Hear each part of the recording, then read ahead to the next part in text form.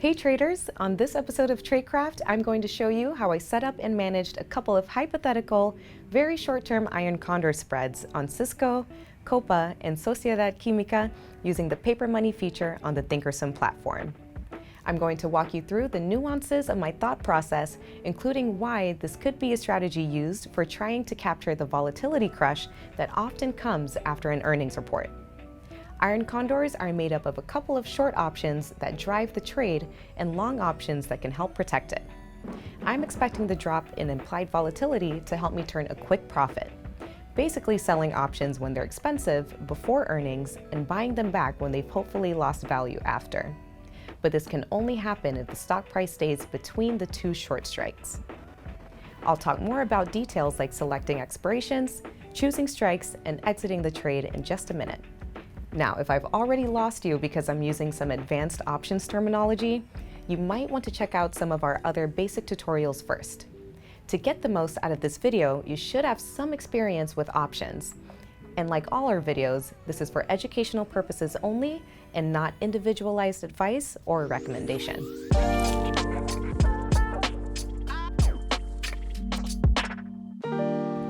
Okay, let me show you the trades I set up.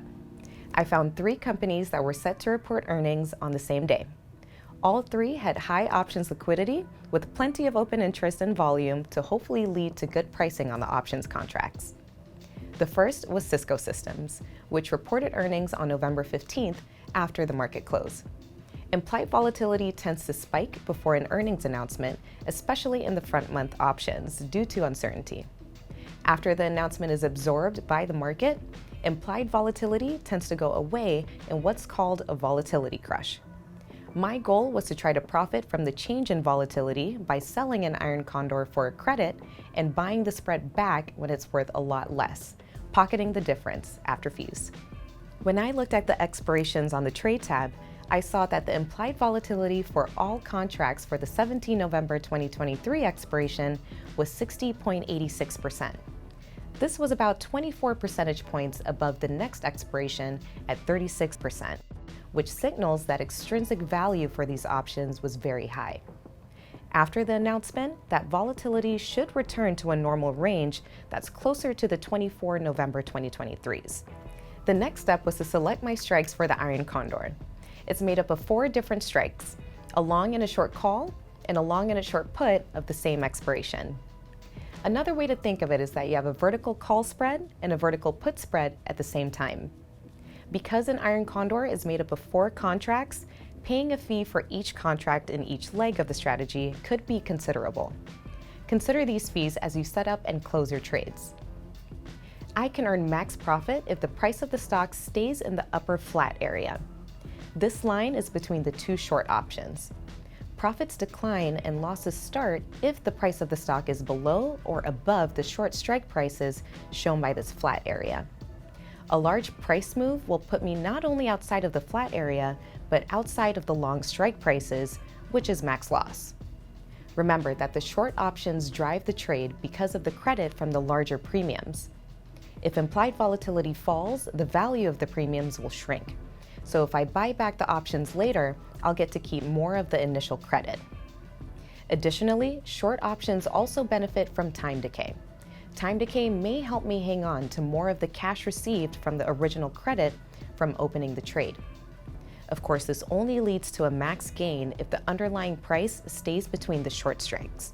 So once I've chosen my short options, it's time to select the long options. The long legs of the trade are farther out of the money because they're there to limit potential losses in case the trade goes badly. The further out of the money, the cheaper the options, but the higher the maximum potential loss. Another important risk to understand is if the stock price closes between the long and short strike prices at expiration. If that happens, I'll likely be assigned on a short strike. If it's the call, I'll need to deliver 100 shares of stock, which would put me in an unanticipated short position. The long call won't help because it'll have expired worthless. That makes me subject to unlimited risk if the stock rallies. If the short put is assigned, then I may end up owning the shares, which could also fall in value. I've talked a lot about selecting the strikes, so let me explain how I did it. I use the expiration's implied volatility to help me because it provides an idea of how much the market thinks the stock is going to rise or fall after the announcement. In this case, it's plus or minus $2.40. The tool doesn't give a direction, just an idea of how much a move is reflected in the price of the options. If I only use this tool, I will want my short call at least $2.40 higher than the current price, and the short put would be at least $2.40 lower. However, there are two other estimates of a price move traders often consider. First is the market maker move, which is only available on the thinkorswim platform. It shows up about a week ahead of an earnings announcement and uses several factors, like implied volatility, to estimate how much the market expects the price will move after the announcement. In this case, it was forecasting $2.33 in either direction. The second tool is the at-the-money straddle for the front month. I saw this by changing the spread to straddle. The 53 straddle had a mid price, which is the halfway point between the bid and ask, of about $2.42. So these tools gave me a range of $2.33 to $2.42.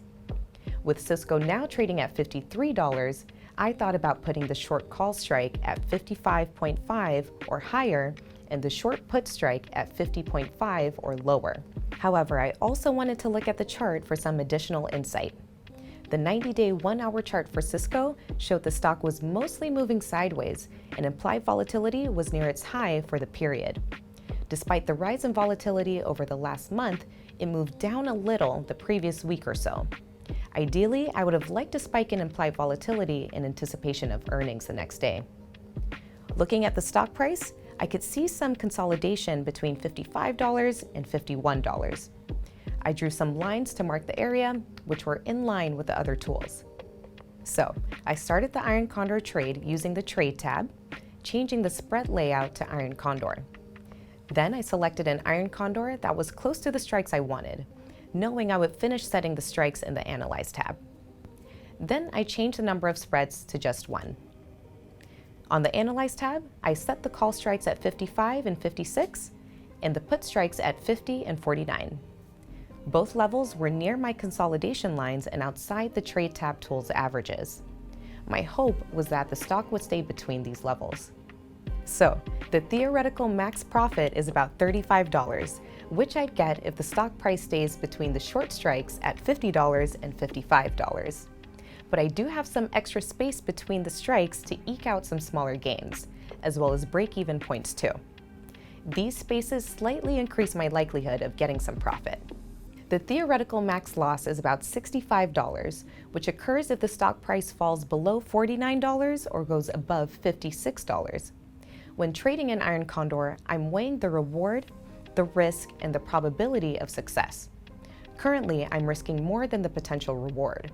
However, the price can rise or fall $3 in either direction, and I could still make some profit, which I believe is a pretty good probability of success. Every trader must determine what numbers they're most comfortable with. I went ahead and placed the trade. The next stock was Copa Holdings. It reported earnings the same day as Cisco. The 17 November 2023 implied volatility was at 89.4% and was forecasting a move of about $6. The market maker move was a little lower at $5.78, and the at-the-money straddle mid-price was $5.65. The price of the stock when I was looking at this trade was $91, so I could have placed a short call strike at $97 or above and the put strike at $85 or below. Next, I analyzed the chart for Copa to see the support and resistance areas. Implied volatility was higher compared to historical levels, but off its highs. I typically prefer to see it spiking higher, but I felt that there was enough room for the trade to work. I drew a line around $96, which was tighter than the other tools indicated. The other line was at $76, which was well below the other tools. Moving over to the Analyze tab, I could see that unlike Cisco, which had more strikes to choose from, Copa had strikes at $5 increments. So, this Iron Condor ended up a bit wider with the call strikes at 100 and 105, and the put strikes at 80 and 75. The theoretical max gain was about $35, which could be achieved if the stock's price stayed between $80 and $100. The theoretical max loss was about $450 and occurred if the stock's price fell below $75 or spiked above $105. The risk to reward is quite large, but I do have a range of $20 for the stock to stay within, so the probability of success is relatively high. I went ahead and entered the order. The final trade was Sociedad Química, which also was reporting earnings on the 15th.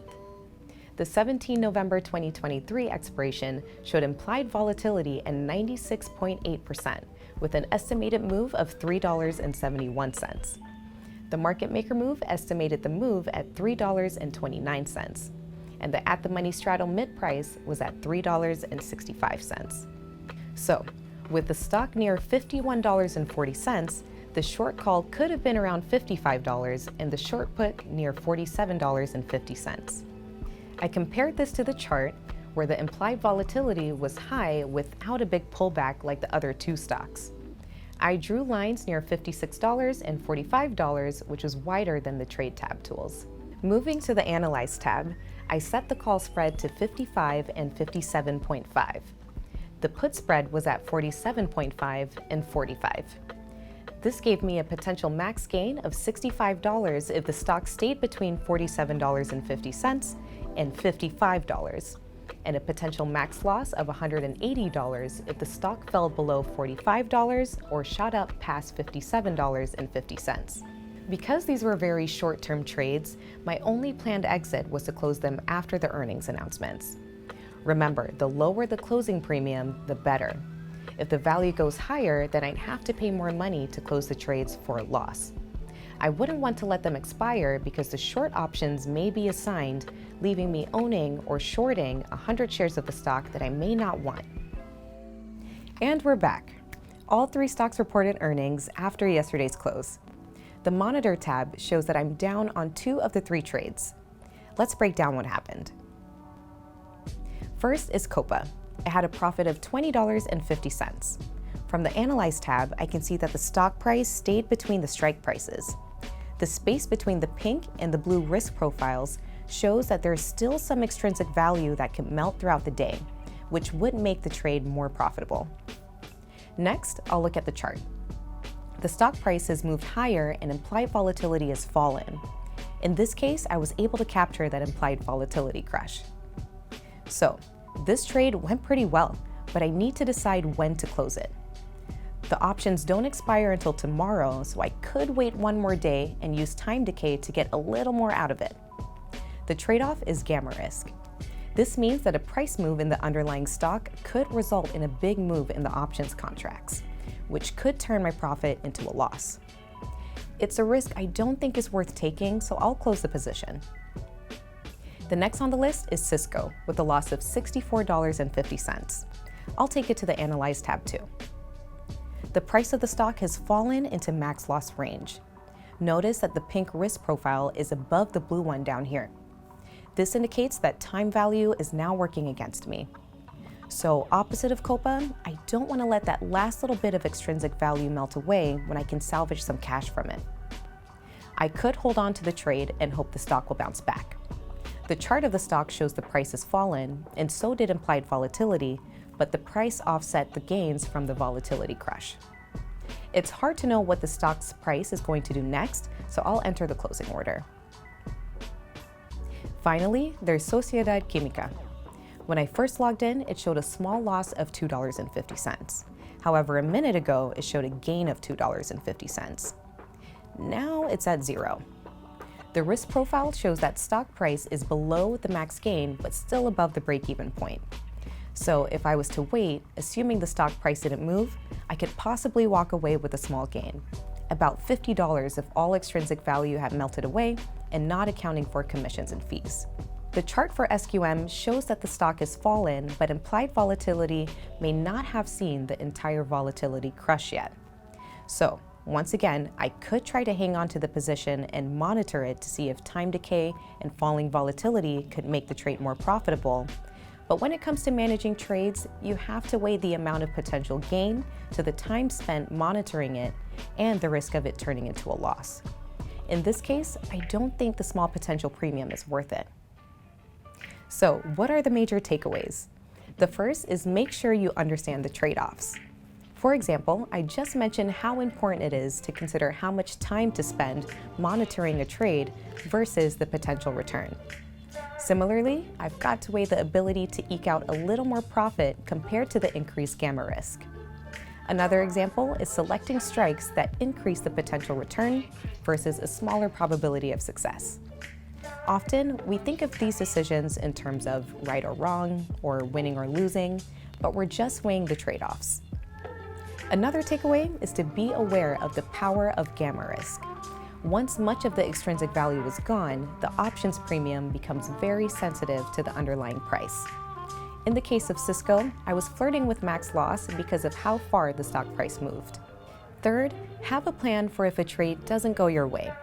Sometimes the trades just don't work out. As helpful as all the tools were, Cisco fell more than projected. So know what you're going to do when you're in those situations. Many traders close the trade and salvage what they can. Others like to let it go and hope for the best. Trading around earnings is always risky because it's a very emotional time for investors and you can't predict the future. Try to put the probabilities in your favor, but also have a plan for when the market surprises you. Keep in mind that options trading involves unique risks and is not suitable for everyone, and certain requirements must be met to trade options at Charles Schwab.